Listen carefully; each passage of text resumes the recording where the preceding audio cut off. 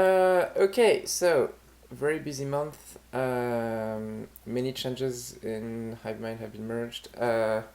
Mostly a bunch of cleanup that were found and executed thanks to Claude. Also, I finally jumped the big project and SQLized all of the community's processing. It doesn't yield any benefits on the 5 million blocks because there is not that many things, but on many of the other apps we see like a 50% to a 2x improvement in processing. Um, and What yeah, did you say in many of the other apps? what? What did you said in many of the other apps? I didn't understand what the last Oh, thing you said. in the first 5 million blocks, it doesn't do much Oh, but in because other blocks, you're saying it does more. yeah, I basically mocked like 10,000 to like 100,000 operations with like some things, and like on subscribe for instance we see a 2x performance gain.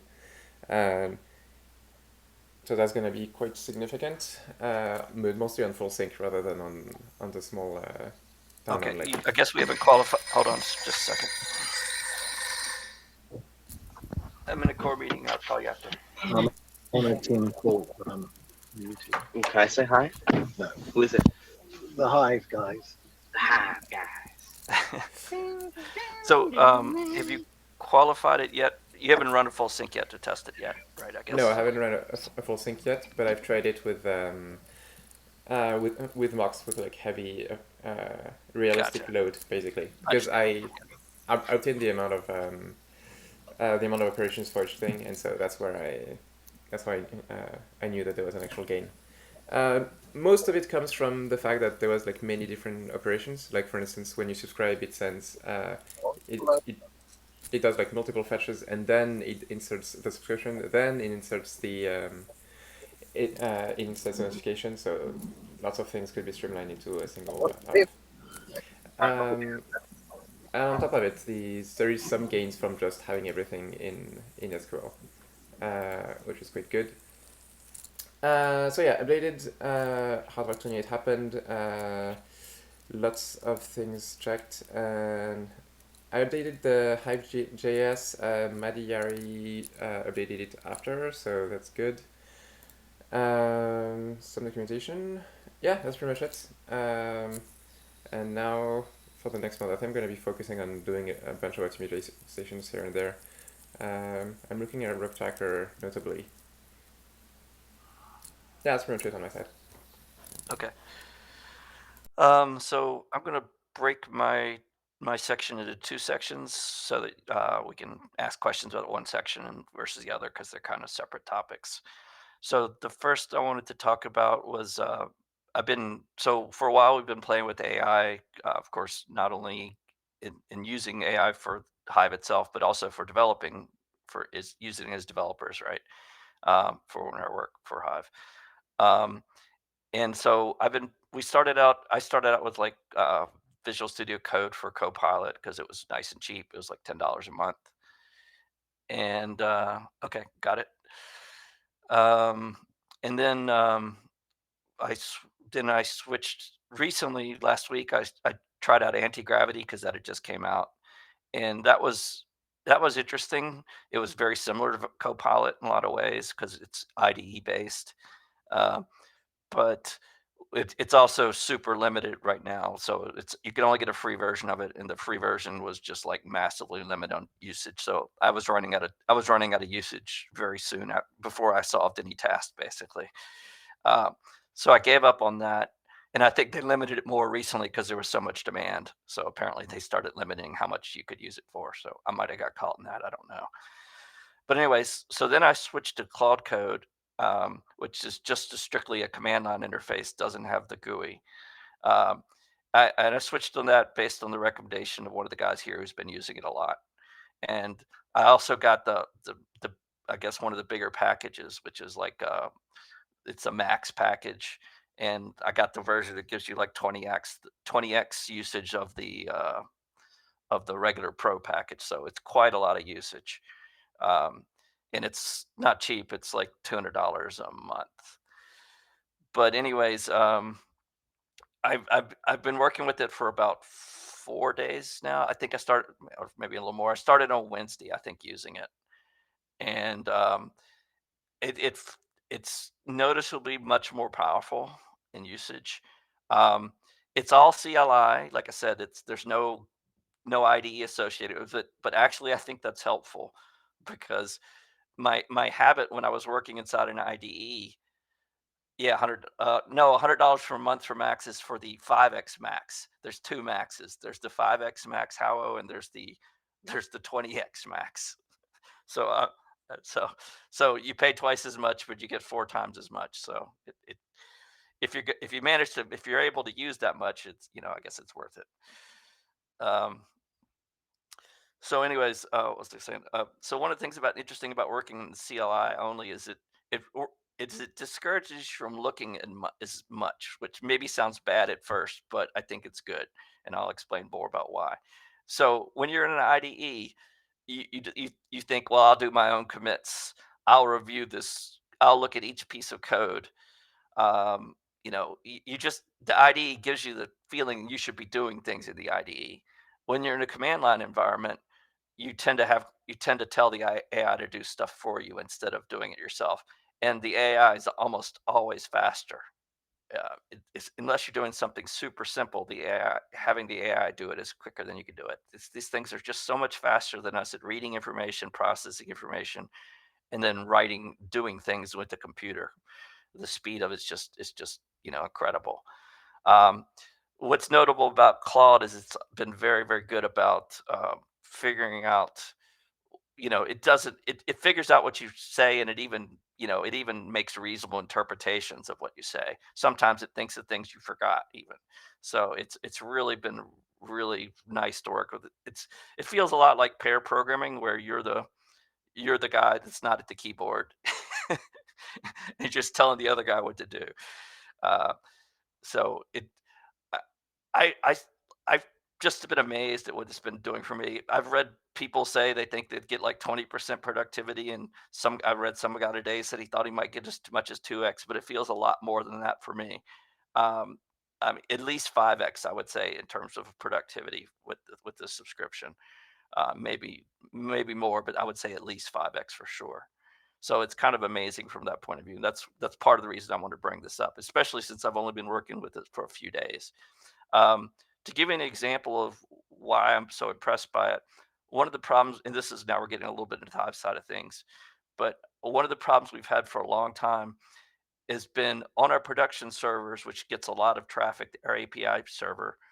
Um, we'd noticed in the past, and we've known for years, that sometimes some kind of traffic gets sent to the site that would slow down all the API calls that we processed across the board.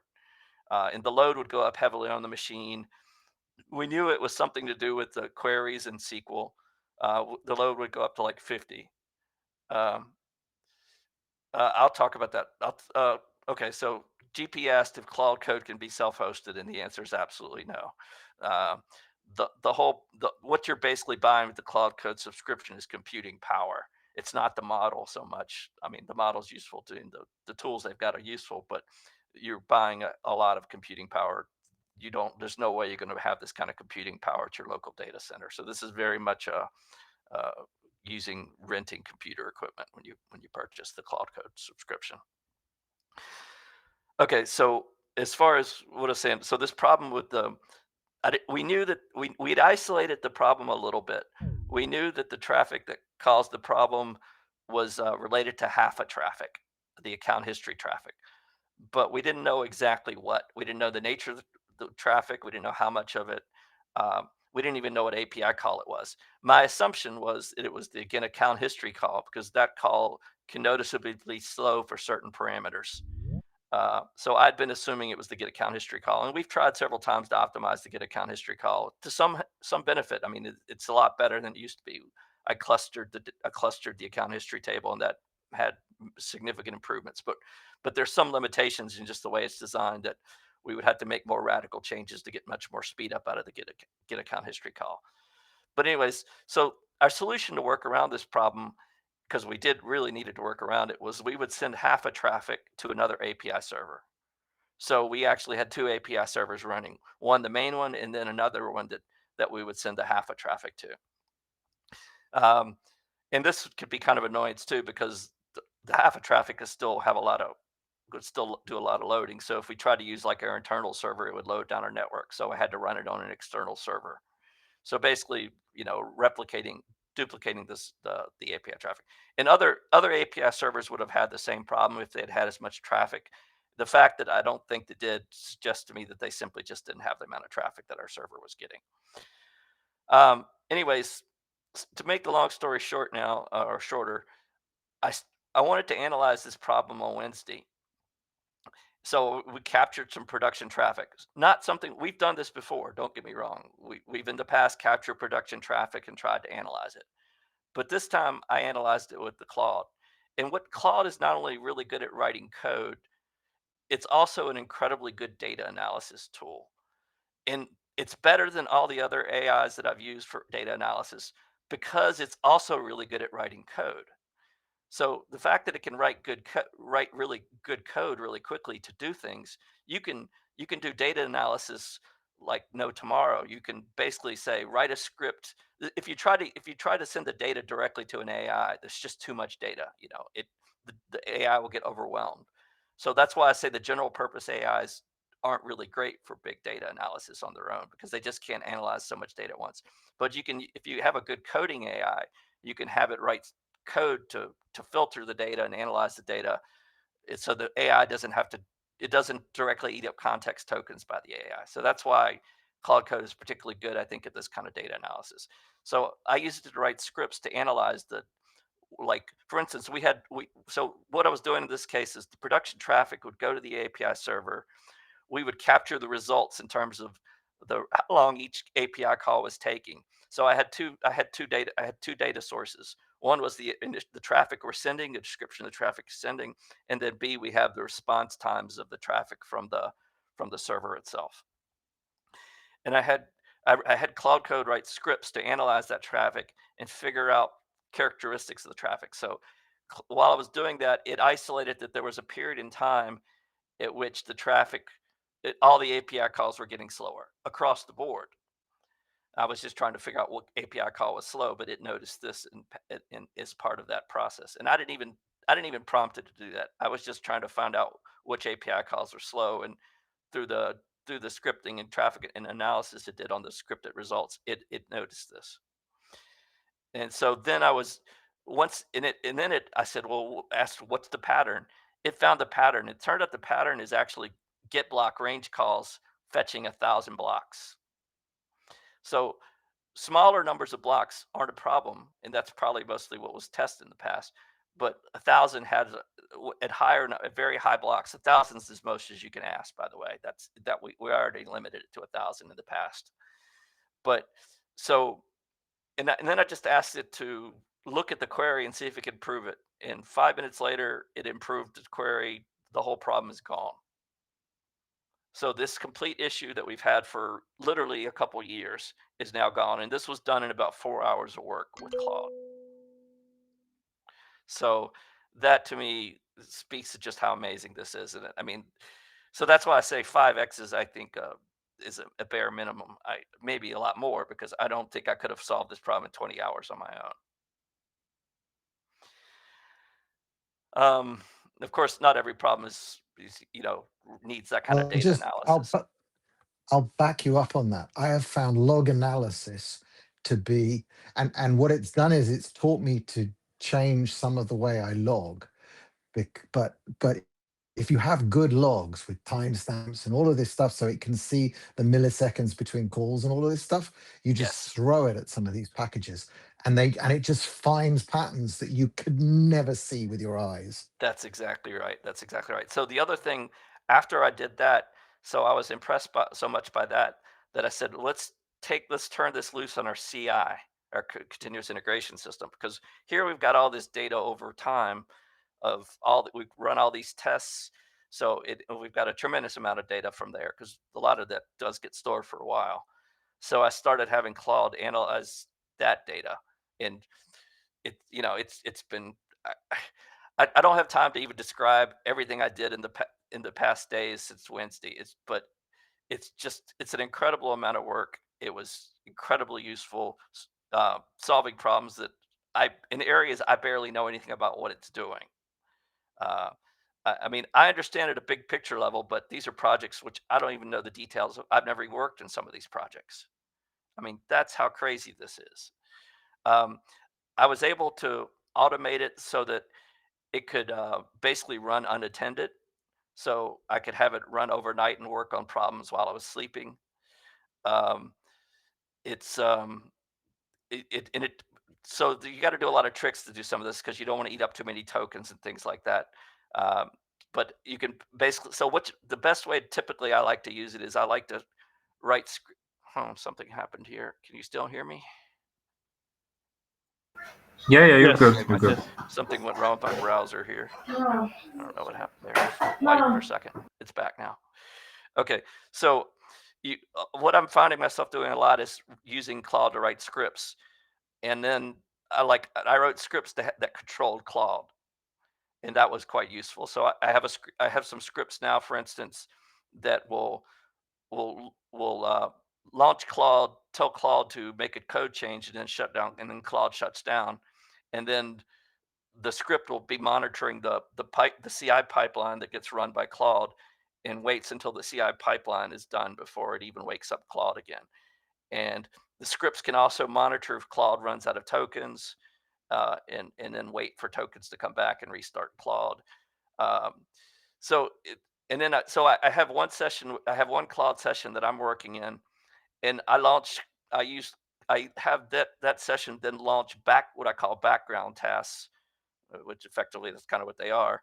Claude. So it runs these scripts that run other Claudes in the background, and so I can be working in 5 repos simultaneously, and have in each repo I have a Claude that's doing different work, and then I can just periodically ask the Claude I'm working in, what are the background tasks currently doing, so I can kind of monitor them, see if they're having any problems, see if they're making progress, that kind of things. And if if if they're not making good progress, I can have it retask one of the Claudes to change what it's doing to. So it's like I can interject a new kind of thing for it to do in the middle of its task. Spirit Surge, you wanted to ask a question? Yeah, how's its memory? Because the biggest problem I've had with working with multiple repos with AI is that they don't like they have a limited amount of memory of what the code they've seen or the Okay, like the questions they've asked. Claude has a fairly large context window. I don't want to know for I don't quote me on it, but I feel like it's around 200,000 tokens. It's just a rough guess. Yeah, but you're still talking about your max version, because I was looking at Pro and it works fine for like students project that's just minimal website or something when you just adjust styles or something. But yeah, it could be problem for those smaller plans when there is just not enough resources that you paid for Claude to use. So yeah, so I'll be honest, I don't even find myself having to manage the context much, because Claude will automatically compress context when it runs and most of the other apps. I mean, even Copilot did the same thing nowadays. It didn't at the beginning, but it'll also compress context. But the way it's compressing context, I feel like it's reasonable for me for what it's doing. So part of it too is I'm running separate Claude sessions, right? So each Claude session has its own context. So it's not like I have one Claude running that has to have context for 5 repos. It simply has, each one only has the context for one repo. And even then, it doesn't need the context of the entire repo. I've given it a particular task, and Claude's smart enough to only read about the things it needs to read. It's pretty good at finding the stuff it needs to actually look at, and not look at everything under the sun. You also want to be using, you do give it some context clues of how to operate in general. So go ahead, Spirit Surge, you have a question? Yeah, so one of the things that I've been having problems using AI with, and I want to just confirm it's not with Claude, is that oftentimes there are certain files, or certain programs, certain EXEs that you want to install and run on your computer, right? So normally you get the instructions, hey, follow these instructions, install it, and then use it. But certain cases with AI, it's automatically, able to install it on itself and run the whole thing and give it to you. Like example in case I was making videos, I wanted subtitles. I had to install something called I had to install something called Whisper.ai. It was Whisper AI. It wasn't working for me. But when I put it in like Gemini installed Whisper AI on its, I don't know, host. I don't know where, like it was a browser based. It just ran the whole Whisper AI in its setup, and it gave me the whole subtitles of the video, and it was really good. So is that something Claude can do? It can just start installing things on its Oh own yeah. Oh, okay. So host, and absolutely. So I was talking about using it for programming, right? That's what I've said so far. But I'm also using it for all my everything I do on the computer. So you're basically talking a form of system administration, right? Installing programs. But everything related to yeah. system administration, I'm using Claude for too now. Uh, I use it to. I'm using it to control GitLab. So like I'm not actually going to the GitLab interface to create issues anymore, or to create merge requests. I've got a token from GitLab that so Claude can do that, and I'll just tell Claude to do something on GitLab for me. So like an example, I had to move a repo from one group in GitLab to another group in GitLab, and I don't even know how to do that. So I mean, I could figure it out, but it would take time and it would be slow. But it's like a one-line statement to Claude, and it does it. Yeah, that's really useful. Yeah. So yeah, it's very useful just for everything you're doing on the computer. I think I haven't had a limit on the yeah. Of course, Gandalf's going to word about how they can do the wrong things. Yeah, I haven't had it do a bad thing yet.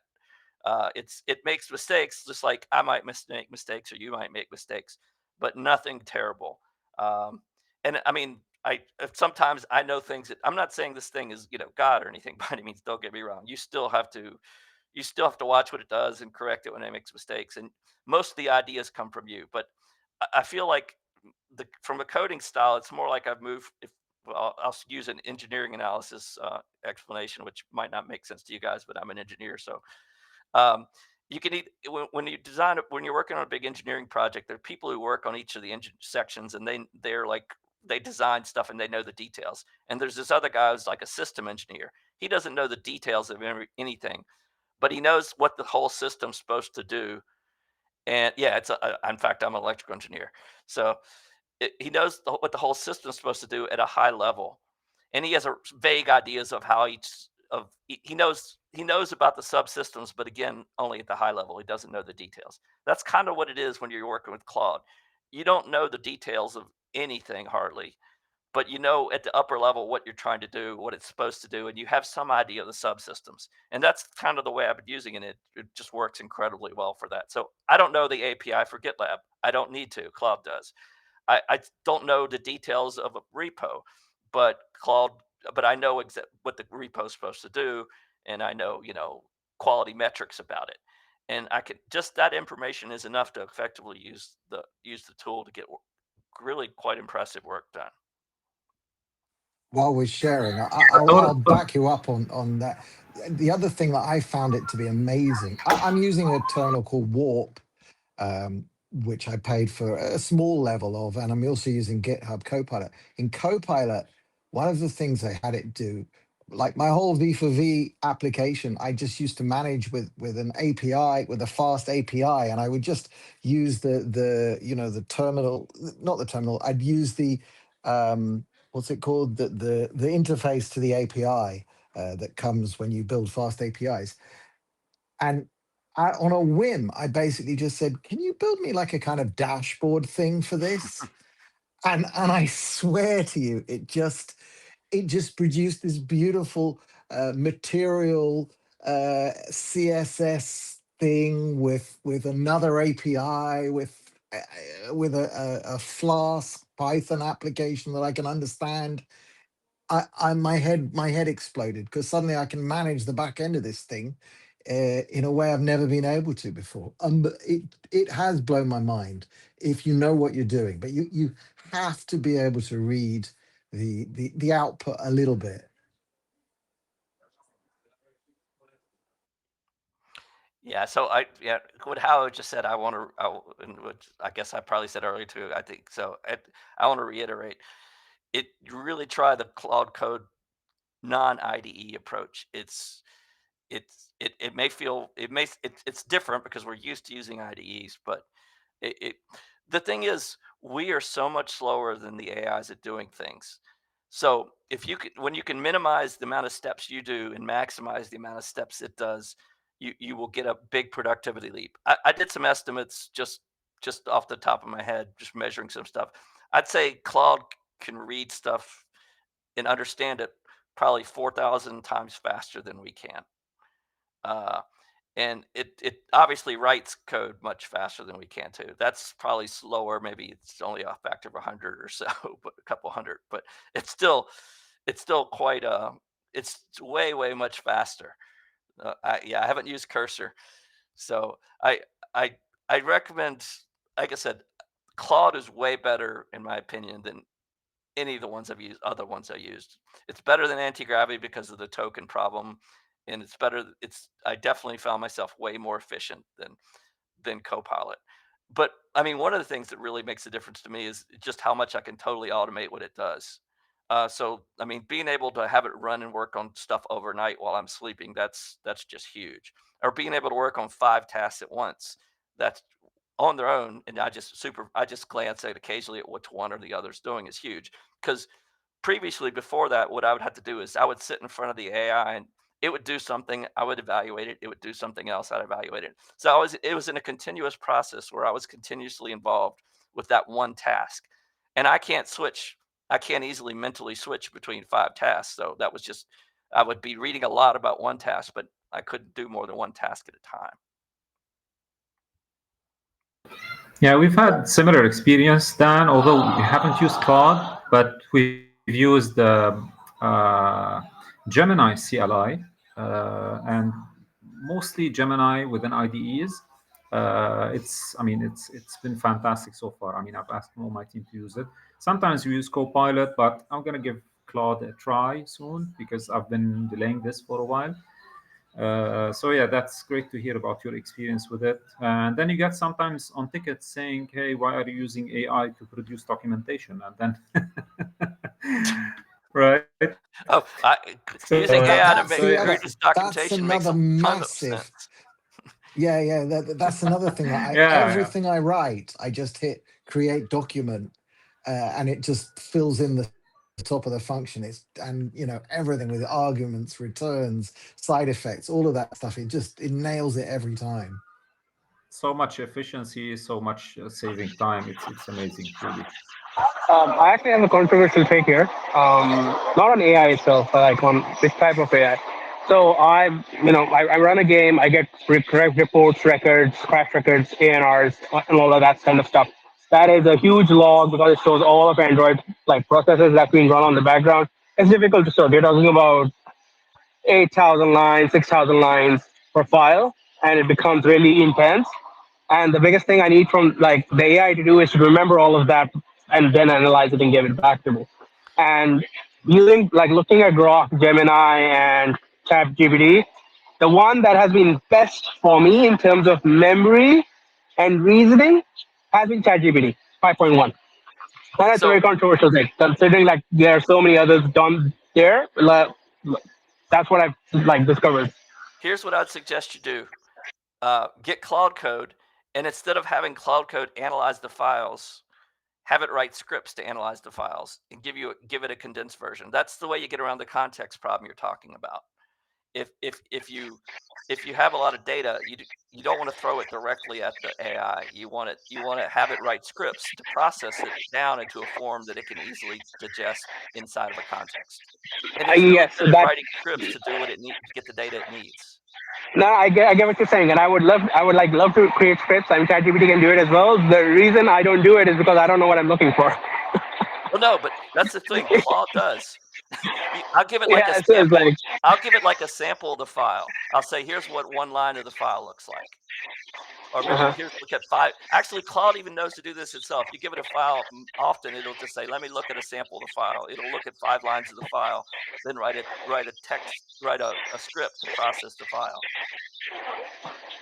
Okay, well, I suppose I can try. I will try it. But just for context, we're talking about 150 files of 6,000 lines each, where you're looking for a needle in a haystack. Yeah, that's nothing. Exactly. I was working on files. The files I was talking about earlier for the production logs. That was 15 minutes of production data. So it's 15 minutes of API calls being made and all the response information from each of the API calls. These were, probably 80 megabytes of data. Oh, wow. Okay. So trust me. 80 megabytes of JSON data. Oh, wow. Okay. Yeah. So of course, obviously, I couldn't throw that at an AI. It was never going to work. But the solution was simple: just have it write scripts to analyze the data. Yeah, that's a good thing. That's a good thing. I learned something. Oh, one more thing. BD, can you give access to your desktop files, like desktop softwares, to Claude? Is You that can give reach access that to for you? everything if you want. Okay. And It can do when you everything. talk, If you tune it right, it can do everything you can do.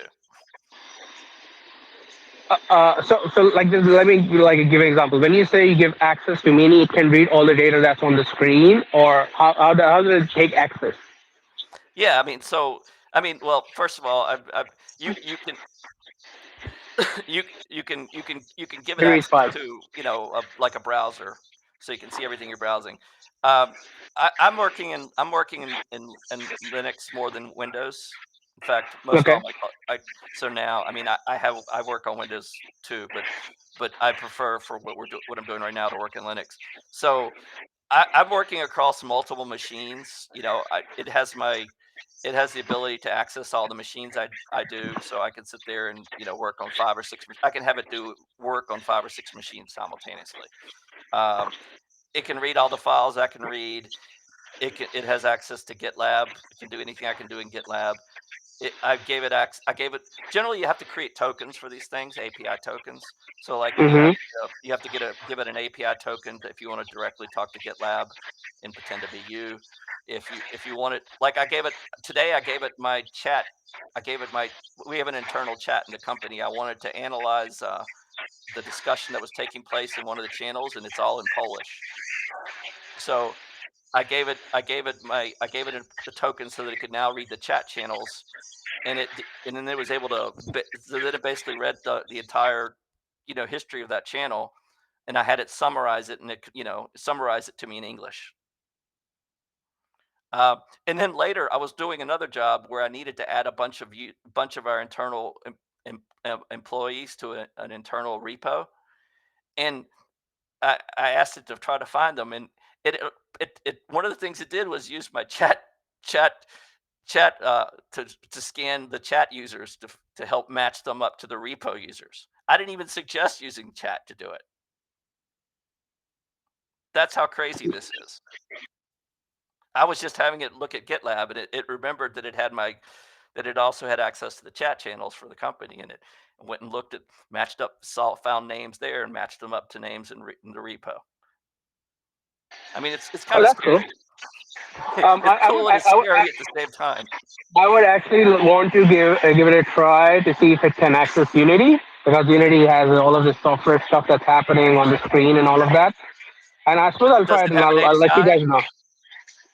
Unity has, yes, it does have an API, but what I'm doing on the screen is what I'm concerned with, because you're not just talking about the software, the scripting side of things in Unity. Yeah, You're also I know talking what about the you're design saying. side of it. I know, Unity doesn't run in a browser, right? That's outside of a browser. Yes, So, correct. It's a desktop app. So if it can get access to that, that's great, right? you can drop. Generally for images right now, I haven't played with that much, but I know you can drop screenshots, of course. Good one, UP. So you could have an app that's taking screenshots. You could have it write a script that takes screenshots and then sends the screenshots to it. But I don't know how many screenshots you need, per time.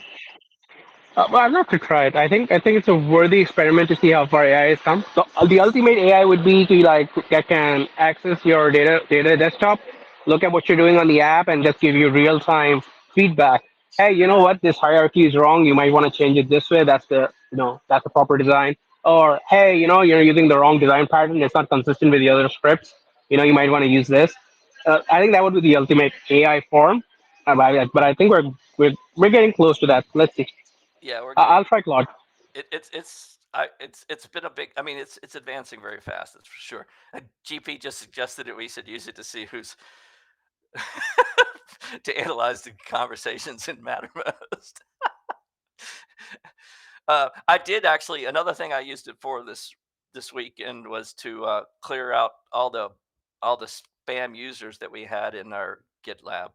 We have there's been bots just been creating users over time, and we finally blocked a lot of that.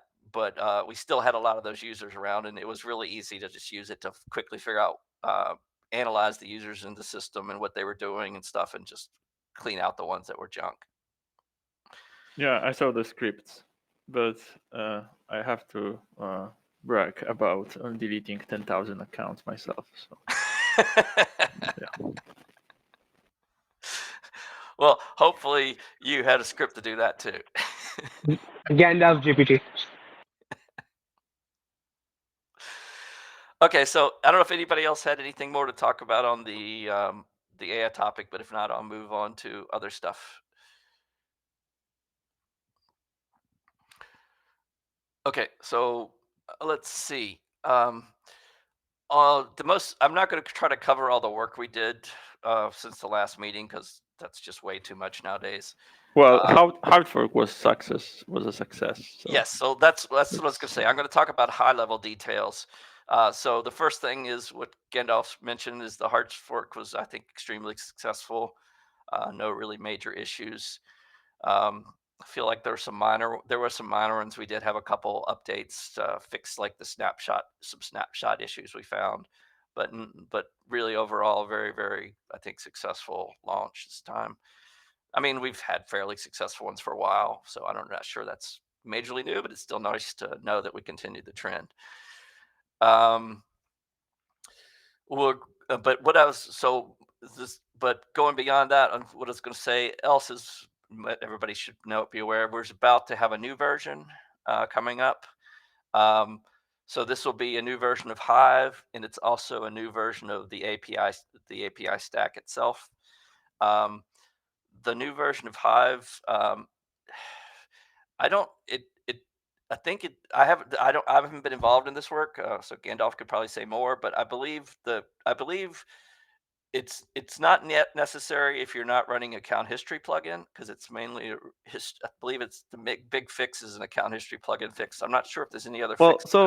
So the idea is that if you are not having any problems, you don't need to upgrade. The new version is for those that are facing issues. Those are some edge cases that we found out. So yeah, and most users aren't using account history plugin. It's not the default one that we set up. So it's primarily, I guess, exchanges tend to run it if they don't want to run a whole API stack, which is understandable. So that's the Hive side of things. API servers, it's a little more significant, the change, because it fixes that problem I mentioned earlier with the account history. So there's other nice improvements as well. I forget what they all are. I'd have to go review it myself. Even if the ones I was involved in, I can't necessarily remember them off the top of my head. But the new stack will be released quite soon. We're going to be replaying it probably today. So it'll probably take, given our normal speed for replays, that's about 3.5 days. At that point, we'll have a new ZFS snapshot that can be downloaded, and the API node servers can update and get it. So this is a recommended upgrade for API servers once it's ready, and I just wanted to let everybody know it's coming. I'll have more details. But it's just a dot. You're just talking about a dot upgrade. It'll be 0.4. Yes, that's right. Or I forget where we're at, but it'll be. Yeah, we're at 0.3 at the moment. I'm not sure we are for the 26 API point. stack. I feel like we'd already got. Oh, the API. Okay. I think we've already moved past 3 to 4, and in fact, Hive too. I mean, because they moved together. There is a later version of Hive, but a lot of people didn't need the later version, so they probably don't have it. But I believe we are currently at. Let's see. We're at 5 right now. We're at 128.5, and so this will be 6. 128.6. But the reason you didn't notice, if you weren't writing an API stack, the intermediate versions of Hive, often had fixes that not everybody needed. A lot of people didn't really care about some of the changes. If you don't use snapshots, you don't care about all of the changes, for instance. And sometimes, there just might be minor performance improvements, save some memory, things like that. Okay, so that's kind of it for me. Like I said, I'll have more details about the API stack changes once we've finished the testing of it. So I guess I'll pass it on to whoever wants to go next. I'll go next. Okay. All right, so let's give a quick update on our recent work for Block Explorer and the Hive APIs. So last update we mentioned we were working on the modularized dashboard for the Block Explorer so that you can customize your whole display and the dashboard. So this is ready.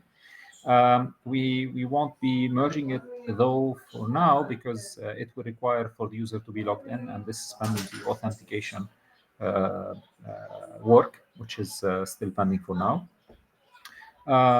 We've been doing some overall fixes.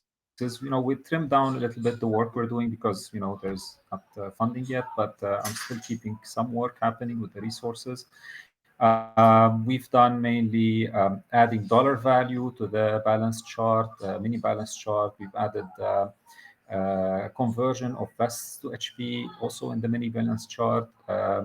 We've done a fixing for the legends to be aligned also in the balance chart. We fixed a few issues that were reported on Mattermost with cards loader on the sidebar showing when live mode is active. Issues with new data not being rendered in the card boxes. So if we have the live mode on, the values were not updating for the blockchain data. We fixed issues with vests disappearing on the live mode as well. Some responsiveness issues, some build warnings. There was recently the new TVL API, which is on the back end. So this is hopefully we get this out soon.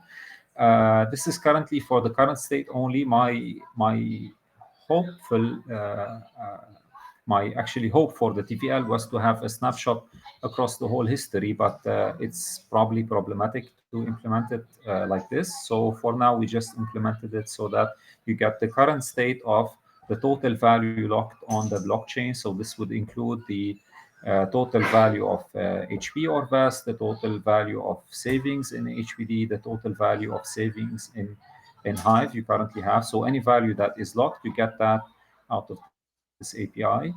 The proposal votes history API is still under works. I really wanted this to get done quickly, but it's still not there. Another thing we've been chatting to, they call me Dan. He's been working on a decentralized Discord.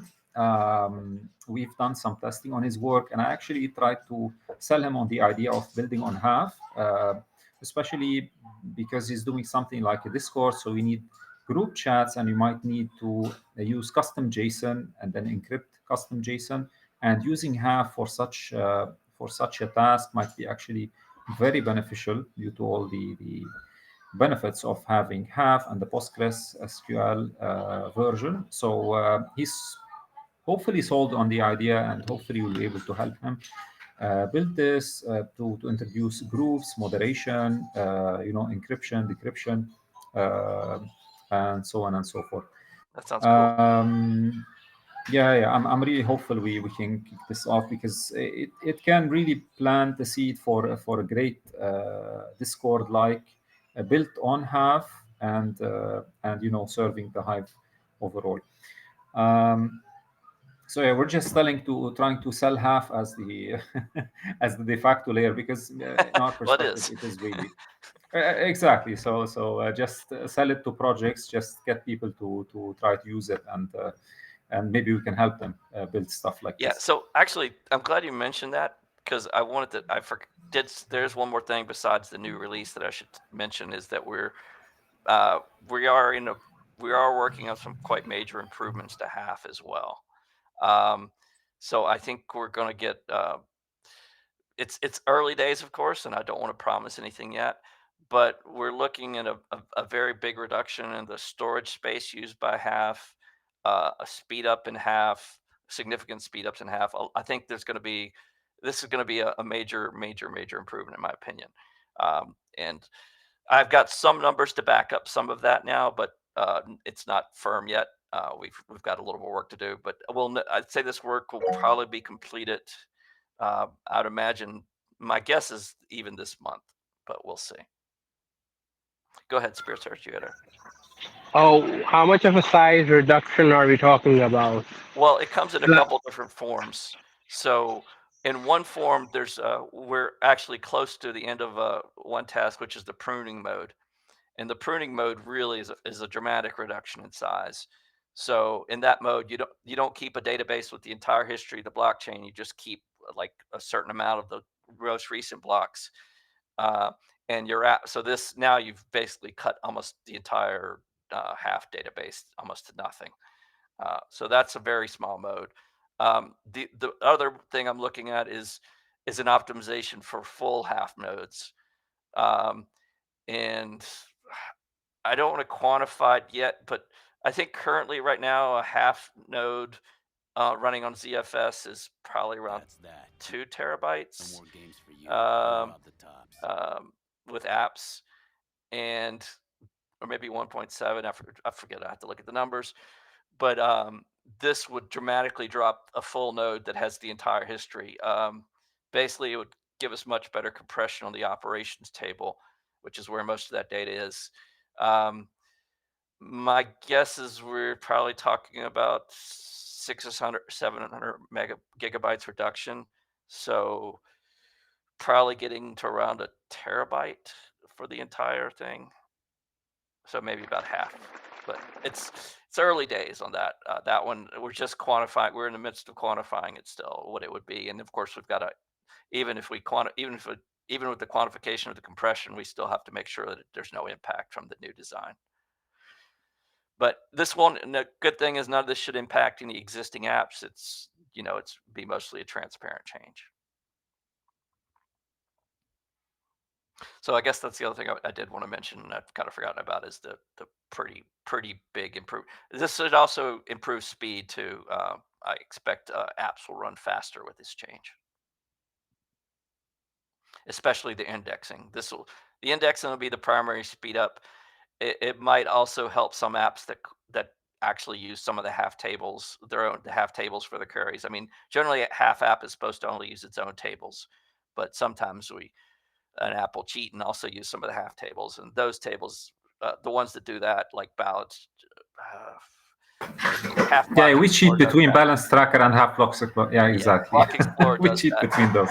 Yeah, and so Block Explorer in particular has some indexes on Half tables, so that should speed up those API calls as well. Okay, I guess I'll let people go back to where we're at. Whoever was. Big Farhat, were you done, or do you have anything else? No. Yeah, I'm done. I'm done from my end. Thank you. If anyone else wants to pick it up.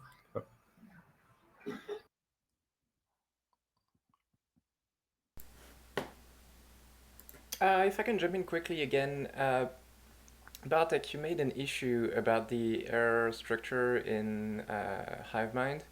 Could you expand more on that? Like, do you want the message to match what's on Hive-D in the sense that it's like as it displays the reason?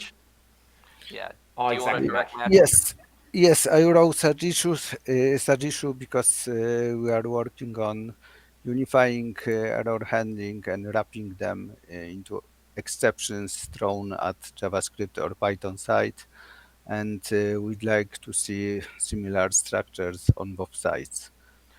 So probably I know that some applications can rely on responses received from HiveMind, and I also taking it into account.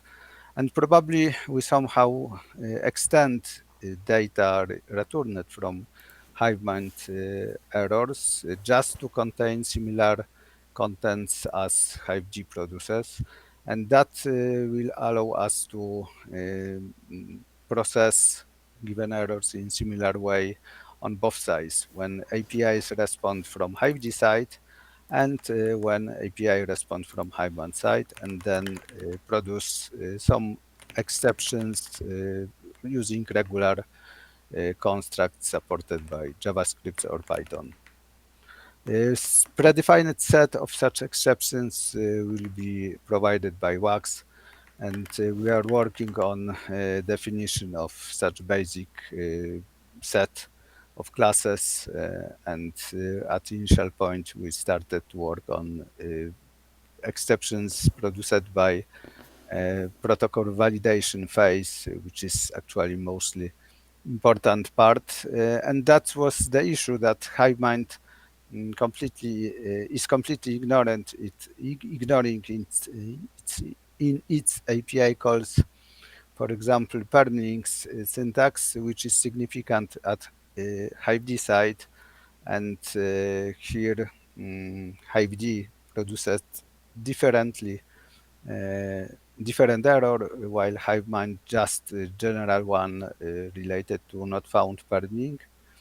And I don't expect a lot of such cases in HiveMind. Rather, we will focus on basic things like validation of account names, I mean syntax, permlinks, and other few basic things which just make processing of things much more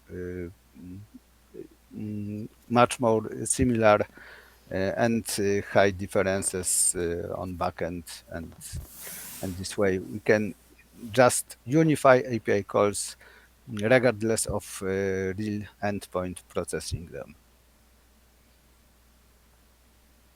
Okay, so then you will want basically the message to, like, not the whole JSON structure, just the message part to be more unified.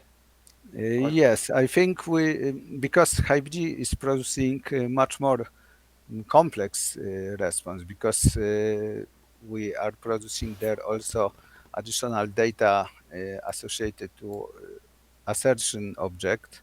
I think we will extend current HiveMind message just by structure similar to the one produced by HiveD. So current HiveMind clients, we can still rely on message part, which will don't change, and we just add there some separate item which will contain assertion contents, of course somehow artificially produced, but which allow us to use the same code base for detecting such cases. Okay, I see.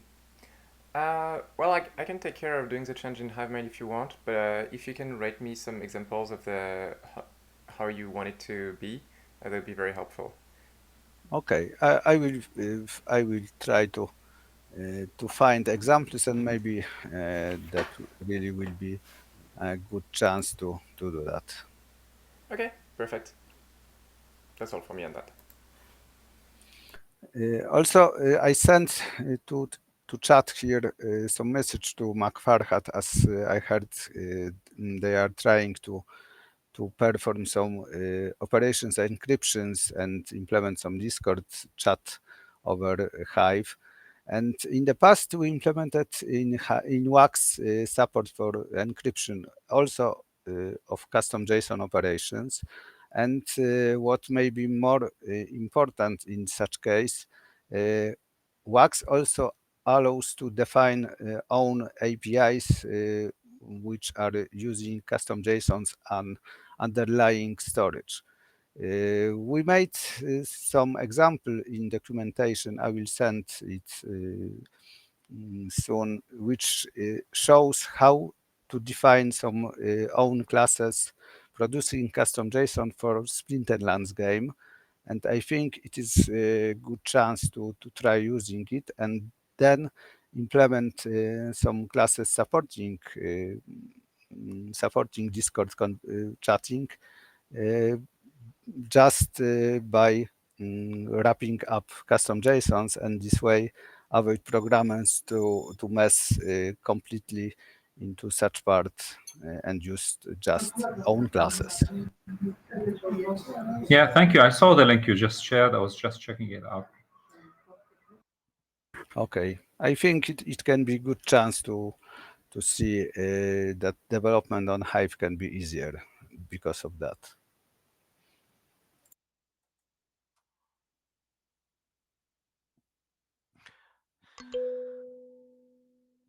Okay, did anyone else want to speak today? I would like to go next, if possible. Sure. So, oh no, that's not the link. Okay. So last time I recognized, places that I think I could improve, make development easier by providing more video-oriented, development guides. And I tried doing it, and it's probably one of the hardest things I've had to do. I've put the video; you guys can look at it. It's a very bad take, and that's like despite having 20 tries at a video. But I'm learning, and I'll slowly get there. So the intention is for this to be a full-fledged build up on how to build on Hive. Starting from Node.js Express apps, moving to dHive. Getting some stuff done with dHive, then moving to Half SQL for the stuff that cannot be done with dHive, and then eventually moving on to the more difficult ones, like Wax, and then at the end would be Half. So the idea I had for Half, because honestly speaking, you can build like 99% of the dApps you want based on the stuff you already have, dHive, Half SQL, and so on. You don't need to really go, that kind of processing power unless you're building some really high-end operating app that requires a lot of operations. However, for the purposes of these tutorials that I'm making, I'm going to be focusing on building a accounting app, right, with like tax calculation. So what happens is it would fetch the account details like for every 3 months, every quarter, right, ins and outs, and calculate tax automatically for you. It's not meant to be a tax calculator as such or replace any tax calculation, but it's just to show the power of Half, because accounting, I think, is one of the more overlooked aspects, in my opinion, on Hive. And I think if we could do that, it would go far. It would really help businesses get in, and it will also let not let developers have any reasons for not creating anything, like, oh, you know what, we can't get through the documentation, we think the learning curve is too much. Well, now you don't have an issue. There are a bunch of videos, just have a look at it. DM me if you have any problems to integrate this is like my approach. The tax thing, because we do actually have software to do that internally for doing taxes on Hive, because I have to use them. I think there was one. The Wavio used to have these advanced reports back in the day when Koichi used to run it, and then he stopped making it work. It doesn't work anymore on the advanced report side from Wavio. I suspect these are more complex than anything else out there. This Yes, basically yes. can evaluate everything that you did on Hive and basically produce an income statement for you. Your expenses, your losses, your capital gains, everything. I mean, I use it to do my taxes. So is it open source somewhere? Is it built on Half? Because the object. That's the thing. It's okay. It's okay. So my source. intention. My intention is to build an open source app that people can just look at and they say, oh, you know what? I can build this kind of app with Half because of, this is how it's done, and this is why they're using Half. So the reason why we would have to use Half for this is because of the processing power. You're fetching stuff every quarter. You're taking all the transactions, putting it in. I think Half is the perfect, thing for this. And Yeah, so, I think it's a great idea. What I was going to say, well, I guess what I was going to say is I can actually give you feedback on how, as you're working on that, I can give you, because we developed yes. something like that already. Once you've got something in, somewhere along once you've got some progress along it, I can probably look it over and give you some ideas. The reason we Yeah, I didn't would love that. open I would source love that. ours is just because it's a part of a much larger system that's Mm-hmm. basically Mm-hmm. the entire block trade's source code base. So it's Mm-hmm. all entwined in there. So that's why we would have open sourced it if it had been easy to extract. But at least back in the day, it wasn't very easy to extract all that code into an open source repo. But yeah, if you're doing something from scratch, I can definitely give you some. I can look. Yeah, that would be appreciated. That would be appreciated. The other thing I wanted to bring focus is normally these kind of courses that people make, these kind of videos, they focus on the front end also. I'm basically just going to completely ignore the front end. I'm just going to use AI to generate it. Tell people how to use AI to generate front end. It's only to be completely focused on the back end aspect of things.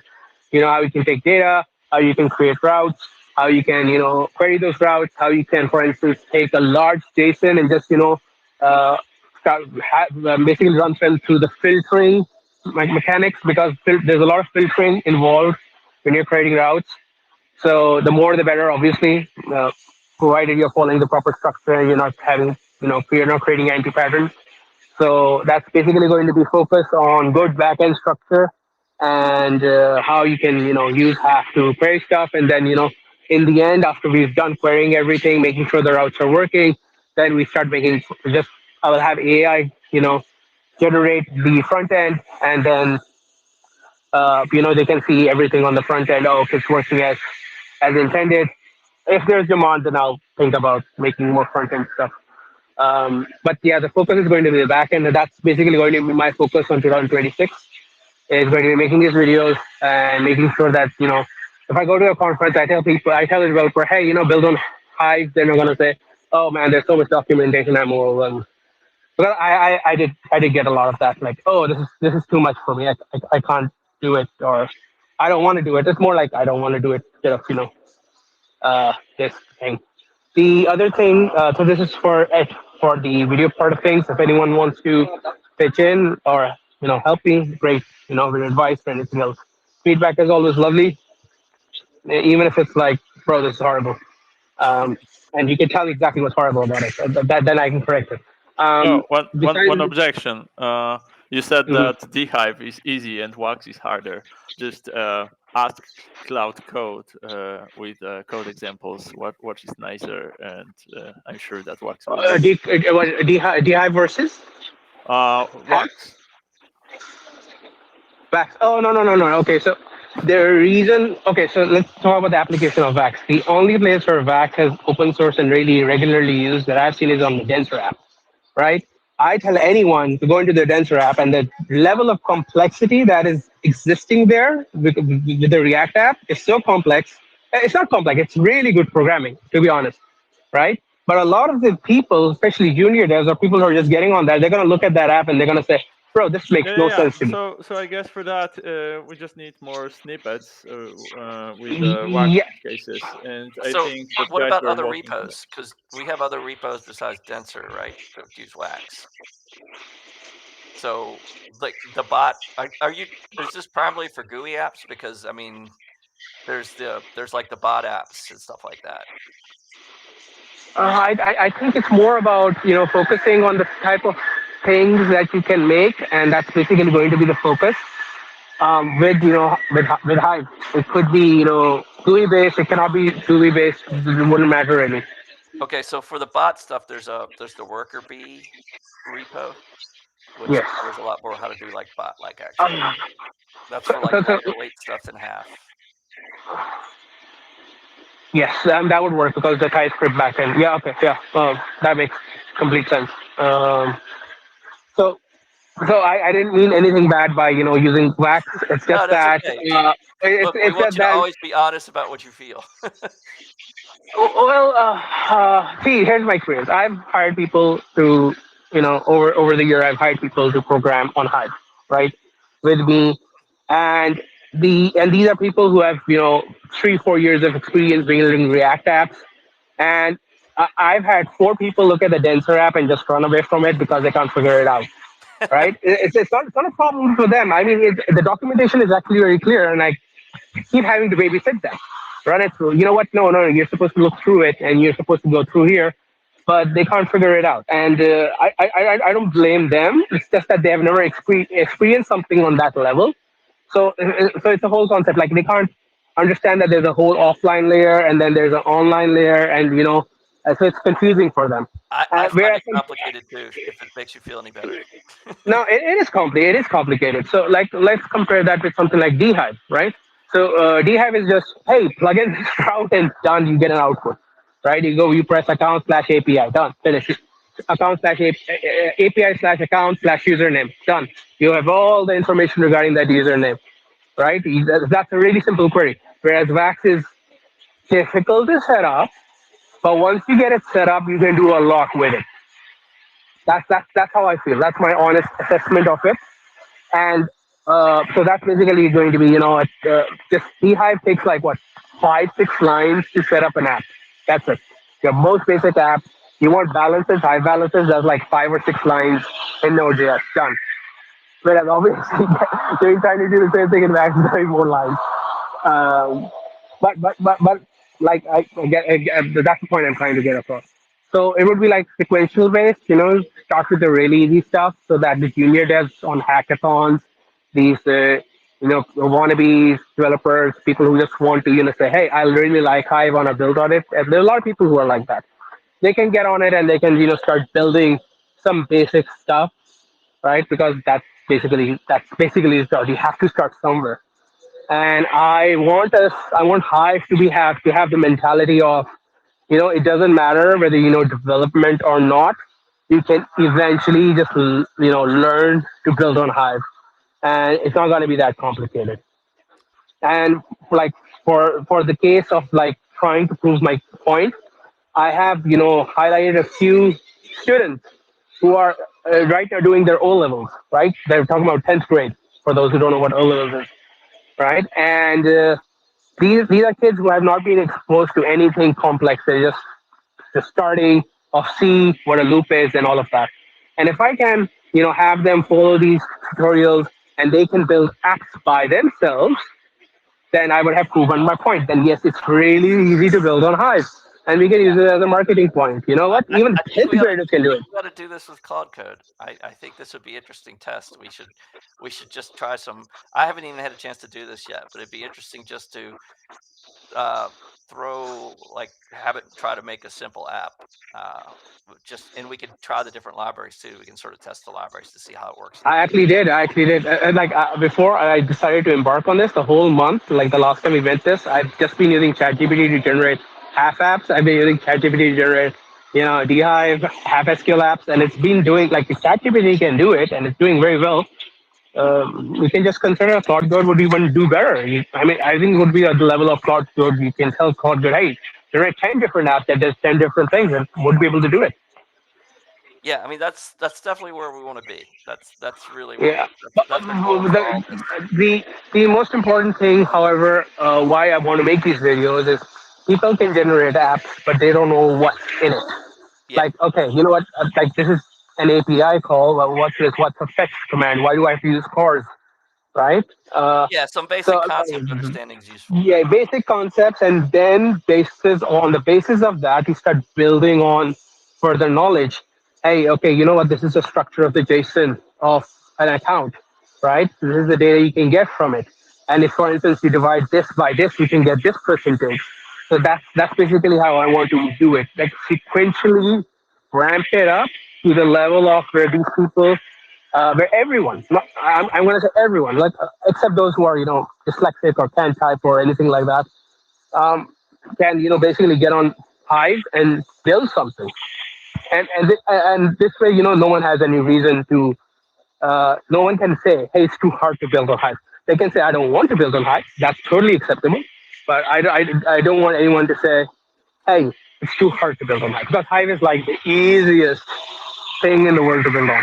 I mean, I know because I like building Cardano apps. I'm working with Solana. I'm like been working with Solidity for some time, and Hive is the easiest thing to build on. Anybody Yeah. else? So that, yeah, let me just that was Well, it for this part. I just want to move on to the next section really fast, and then I'll be done. On for the onboarding exchanges. I'm right now in talks with BitCub, which is a Thailand-based centralized exchange, who are governed by the government, and they basically I have a meeting with them tomorrow to talk about free listing. And so, just like this is my first time doing this kind of thing, so I just wanted to know if, for instance, they say yes, what's the onboarding process of getting an exchange to, I know they have to run a node and like I have the common sense, but like, what's the SOP? Who do I have to run it through? Do I have to tell Gandalf? Do I have to tell Prim? Who do I have to talk to? So you want to know who you talk? Sorry, I lost track of it. You want to know who to talk Okay. to for what? So the centralized exchange says, okay, you know what? We are going to list Hive. Right? Centralized exchange. Yes. If it's a marketing related question, talk to Krim. If it's a technical question, talk to Gandalf. Yes, and No, usually onboarding. answers are really simple. Like if people says like, "Oh, I would like to list Hive," then I'm usually replying that, "Okay, well, go on. What's stopping you?" Especially when it comes to off-ramp, because everyone wants to be an off-ramp for like any random project, because it's just their pure income from every transaction they're doing. Like off-ramping is super easy, low risk from their operational view, and yeah, just keep your fingers crossed and wish them luck. And I think that's all you need to provide to them. Is there any documentation I can provide to them, like an onboarding doc anyone has made, or just send them the documents of running a node and that's it? Well, most likely those small players are just front ends to some already existing APIs like Binance or whatever. So they don't deal with details like how Hive works. So maybe only they need some co-marketing and like advertising them.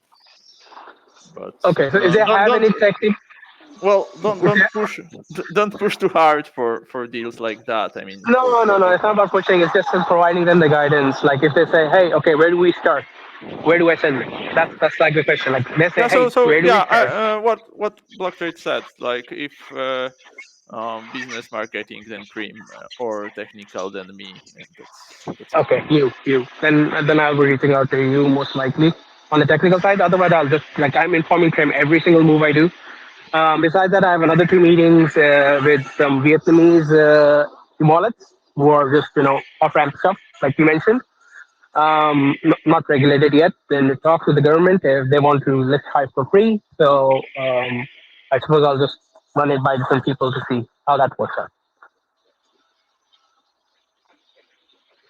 That's from my side. Yeah. Just one more note. I put some link to documentation of Wax showing how complex code is to create a post reply, and that's just few lines of code. So if something can be easier, I really adapt, and also providing some correct typing and preventing errors. If you can provide us some feedback and tell us what is not understandable there, I'll be happy to see such feedback, and we will try to make things better, of course. Done. You can consider it done. I would love to give you my feedback. From your side, I would love to give me feedback on the video. Like it's just taken away, taking give. So yeah, I will look through the code and I'll give you my feedback. And if you can give feedback on the video or anything else, just let me know. Thank you. Great. Anyone else want to go? If not, we can call it a day.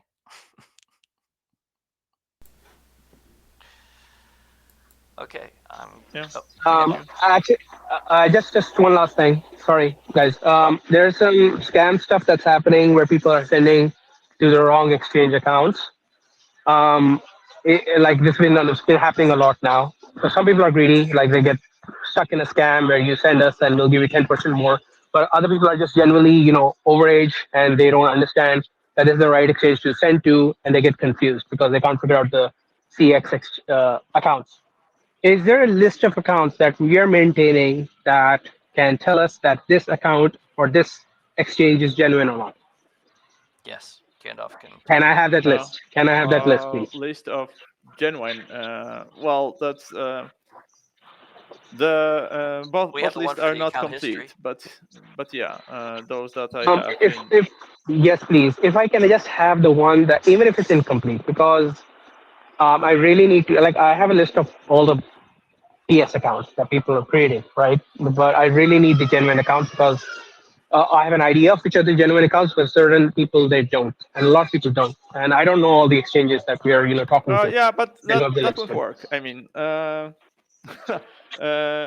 those scams sometimes are using actually genuine accounts, but on a different network, and you will be surprised what are the stories they're telling for people to I know. withdraw and Yes. transfer.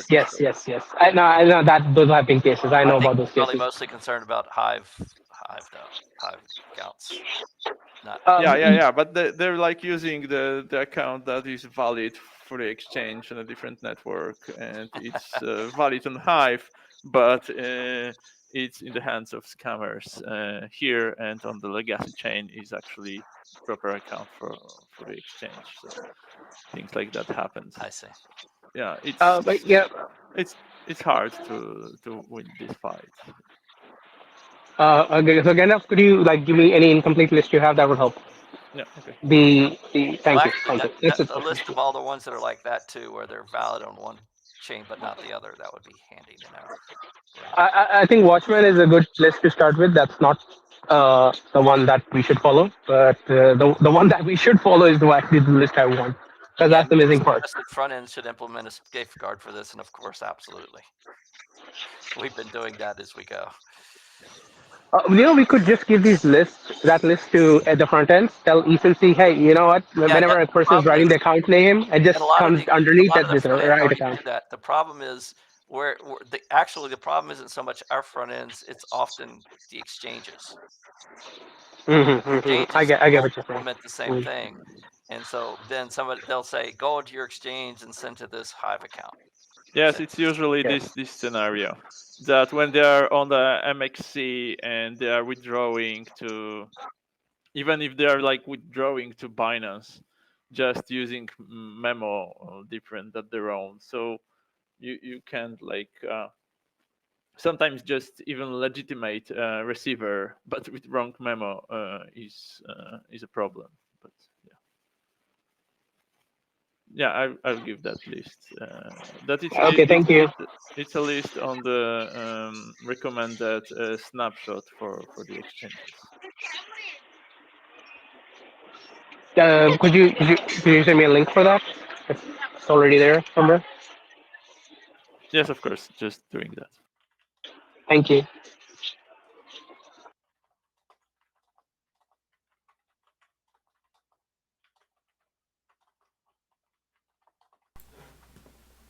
All right, I think that's it. Thank you, everyone. See you next month. See ya. Thank you, guys.